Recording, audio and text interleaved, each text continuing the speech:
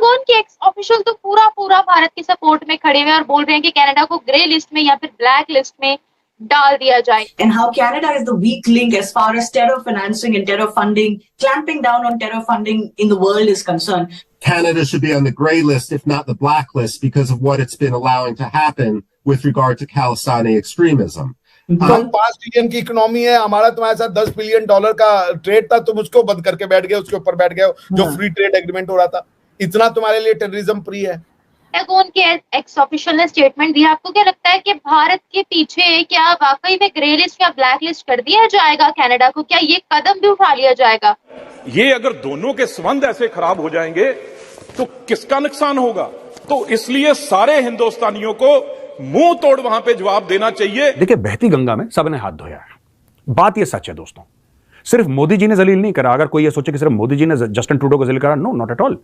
मोदी जी ने भी करा, जो बाइडेन ने भी करा, ऋषि सुनक ने भी करा, एल्बनीज ने भी करा. सबने मिलकर इसको धोया है. वो जब 2 हफ्ते 3 हफ्ते के बाद कोई और न्यूज आएगी तो ये खत्म हो जाएगा. ये सारा प्रेशर रिलीज हो जाएगा. मेरे इससे आगे इसका कोई फ्यूचर नहीं है. कि दुनिया अब कनाडा पे टूट पड़ी है. मतलब वो है, दाव उल्टा चल गया. कनाडा को लगा दुनिया इंडिया पे टूटेगी, पर उल्टा हो गया. वो कनाडा पे टूट पड़ी है. आपकी और हमारी जो ट्रेड की बात चल रही है ना, नो, रोको इसको. भारत ने रोका, भारत ने पहल करी, भारत ने रोक दिया. अब ये पूरी तरीके से सड़गल गया. Canada has been isolated. Canada has to bit its own dust. They have been cornered. कोई नहीं खड़ा हो रहा उनके साथ. जय हिंद दोस्तों, पेंटागन के एक्स ऑफिसर का कहना है, और ये बयान भी बहुत ज्यादा वायरल हो रही है, कि जल्द से जल्द कनाडा को FATF के ग्रे लिस्ट या ब्लैक लिस्ट में डाल देना चाहिए. क्योंकि पिछले कई दशकों से, और खास करके जस्टिन ट्रूडो की सरकार और उनके पिता की सरकार ने खालिस्तानी एक्सट्रीमिज्म को बहुत ज्यादा कनाडा में बढ़ावा दिया है. और ना सिर्फ खालिस्तानी एक्सट्रीमिज्म को, बल्कि अफ्रीकन आतंकवादियों को भी पनाह दिया और पाकिस्तानी आतंकवादियों को भी अपने घर में पनाह दिया है. तो इसलिए कनाडा को ब्लैक लिस्ट या ग्रे लिस्ट में डालना चाहिए. अब दोस्तों, ये बयान जो है जस्टिन साहब का, वो जो है काफी ज्यादा कनेडियन मीडिया में भी वायरल हो रहा है. कनेडियन मीडिया जोर शोर से ये कह रही है कि ट्रूडो की वजह से अब ये दिन देखने पड़ रहे हैं कि अमेरिका का पेंटागन का एक्स ऑफिसर हमको ग्रे लिस्ट और ब्लैक लिस्ट में डालने की बात कर रहा है. दोस्तों, अमेरिका और कनाडा के रिश्ते एक भाईचारे जैसे हैं, लेकिन अब कुछ अमेरिकन उठ के ही कनाडा पे आरोप लगा रहे हैं कि कनाडा जानबूझ के भारत को और खुद को भी डिस्टर्ब कर रहा है. और खास करके जस्टिन ट्रूडो के खिलाफ अब दुनिया की एक बहुत बड़ी आवाज उठ रही है. दोस्तों, बांग्लादेश ने भी अभी हाल फिलहाल में कल या आज में कहा है कि भारत गलत नहीं कर सकता है, और ऐसे करके जापान भी है, और कई सारे देश अब भारत के साथ इस मुद्दे पे आ रहे हैं. पेंटागन के एक्स ऑफिशियल ने स्टेटमेंट दिया. आपको क्या लगता है कि भारत के पीछे क्या वाकई में ग्रे लिस्ट या ब्लैक लिस्ट कर दिया जाएगा कनाडा को? क्या ये कदम भी उठा लिया जाएगा? नहीं, कनाडा को FATF में डाला नहीं जाएगा, पर ये बात बोलना अपने आप में बहुत बड़ी बात है. और ये ट्रूडो की सरकार भी गिराएगा, और ट्रूडो कभी दोबारा सियासत में भी नहीं आ पाएगा, और कनाडा को मजबूर कर दिया जाएगा कि तुम लोग अपने मुल्क की सफाई करना शुरू करो, आवाम की तरफ से और इंटरनेशनल कम्युनिटी की तरफ से भी. वैसे G7 का मुल्क है, इतनी आसानी से उसको जाने थोड़ी ना देंगे. पहले तो हम देखते थे कि वेस्ट की तरफ से खबरें आ रही हैं, प्रूफ्स वगैरह मांग रहे हैं और भारत के साथ खड़े हैं. बांग्लादेश के फॉरेन मिनिस्टर उठकर भारत का साथ दे रहे हैं. क्यों? We are proud of India. India इस तरह की इमेच्योर थिंग्स नहीं कर सकता, ये बोल रहे हैं. चलो, बांग्लादेश ने तो बड़ा स्पेसिफिक स्टेटमेंट दे दिया ना उसके कनाडा से रिलेटेड.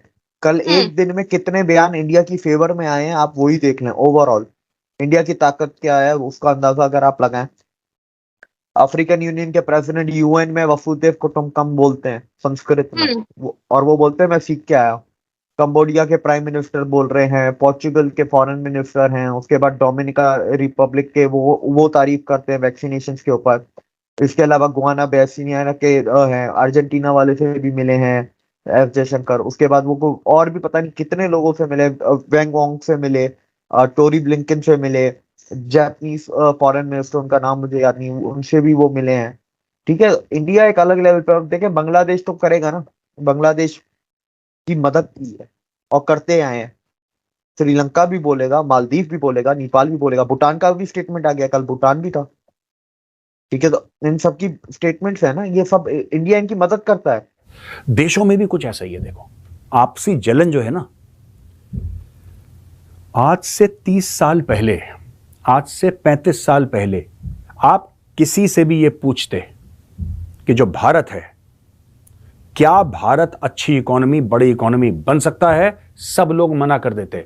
भारत फ्रेजाइल 5 में आता था। भारत की इकोनॉमी एक ग्रुप बना था फ्रेजाइल 5, जिसकी इकोनॉमी कभी भी लुढ़क सकती है।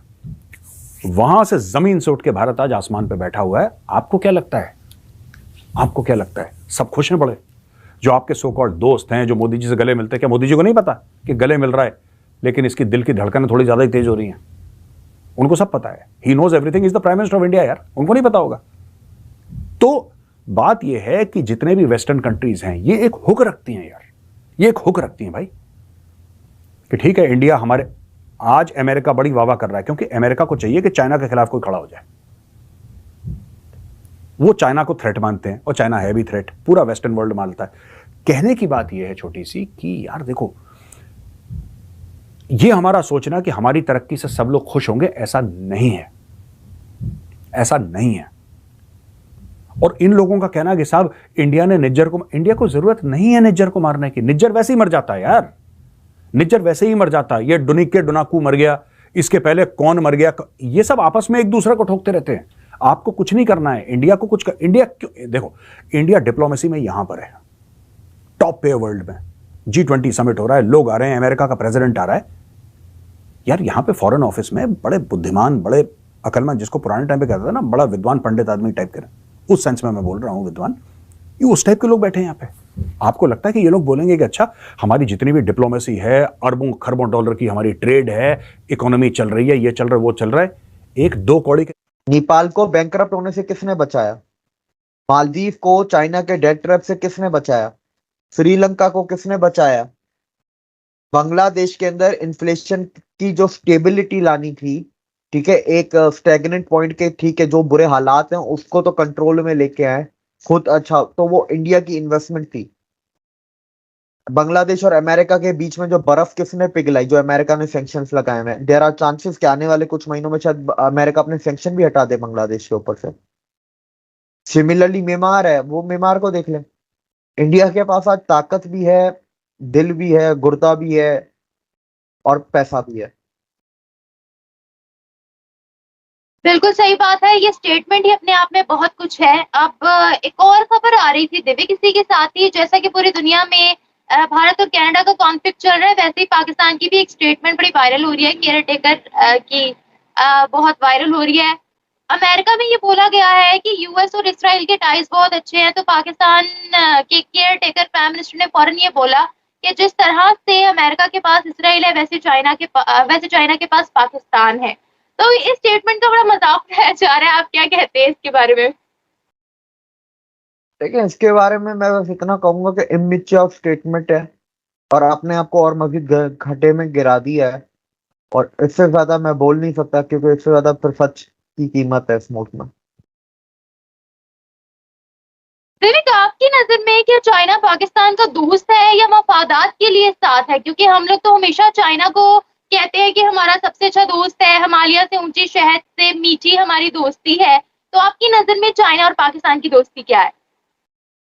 मतलब का रिश्ता है। पाकिस्तानी पता नहीं क्यों इमोशनल, हर किसी से दोस्ती दोस्ती। मुझे तो टर्की की दोस्ती भी अर्दोगन का जब अपना मतलब था तो दोस्तों, जहां माइकल रोबिन ने भारत का सपोर्ट लेते हुए कहा कि कनाडा को ग्रे लिस्ट या ब्लैक लिस्ट में डाल देना चाहिए, वहीं दूसरी तरफ बांग्लादेश भी भारत के साथ आ गया है, और चारों तरफ से जस्टिन ट्रूडो फंसते नजर आ रहे हैं। बस मुट्ठी भर खालिस्तानियों की वजह से उन्होंने कनाडा की अर्थव्यवस्था पे भारी लात मार दी है। दोस्तों, जैसा कि मैं अपने हर वीडियो में बताता हूं कि भारत तो इसलिए सेंट्रल ऑफ अट्रैक्शन बना हुआ है इन्वेस्टमेंट्स के लिए, चाहे यूके से हो, चाहे फ्रांस से हो, चाहे दुनिया के कोने कोने से हो। इन्वेस्टमेंट की कमी भारत में तो बिल्कुल नहीं है, लेकिन इन्वेस्टमेंट की कमी जहां है वो कनाडा में है। कनाडा में लोग इन्वेस्टमेंट नहीं करना चाहते, और अगर भारत के साथ कनाडा अपने रिश्ते खराब करता है तो भारत के साथ महिंद्रा ने, जो महिंद्रा कंपनी है, आप लोग 4 व्हीलर की कह लो, उन्होंने तो पहले ही अपना इन्वेस्टमेंट कनाडा से वापस ले लिया है। और ऐसे कई घाटे देखने को मिल सकते हैं, क्योंकि हमने देखा है कि जो भारत से पंगा लेता है वहां से सबसे पहले अगर कोई चीज भागती है तो वो कंपनियां हैं। आप लोग चाइना का एग्जाम्पल देख लो, चाइना से डायरेक्ट कंपनियां भागने लग गई भारत से पंगा लेते ही। और पाकिस्तान का तो आप लोगों को पता है, खैर वो अलग ही लेवल के आतंकवादी हैं, वहां तो कंपनियों को ही जला दिया जाता है, तो उनकी बात छोड़ दो। तो आप लोग देख लो कि भारत से पंगा लेने से कितना बड़ा घाटा हो सकता है। जापान ने भी अभी जापान ने भी कनाडा का साथ देने से साफ साफ मना कर दिया। बांग्लादेश भारत के साथ है और किसी भी यूरोपियन नेशन ने या फिर वेस्ट नेशन ने डायरेक्टली कनाडा का साथ नहीं दिया, लेकिन भारत के साथ डायरेक्ट साथ देने वाले कई देश इकट्ठा हो चुके हैं। उनमें से रसिया आप लोगों को पता ही है कहाँ है, और चाइना इसमें कनाडा का साथ बिल्कुल दे ही नहीं सकता। तो कनाडा बिल्कुल अलग थलग पड़ता हुआ नजर आ रहा है। और ग्रे लिस्ट का तो पता नहीं, ब्लैक लिस्ट का पता नहीं, लेकिन कनाडा की इकोनॉमी के साथ बहुत बुरा होने वाला है। आई होप ये वीडियो आप लोगों को अच्छा लगा। जुड़े रहे ऐसी वीडियोस के लिए, तब तक के लिए धन्यवाद।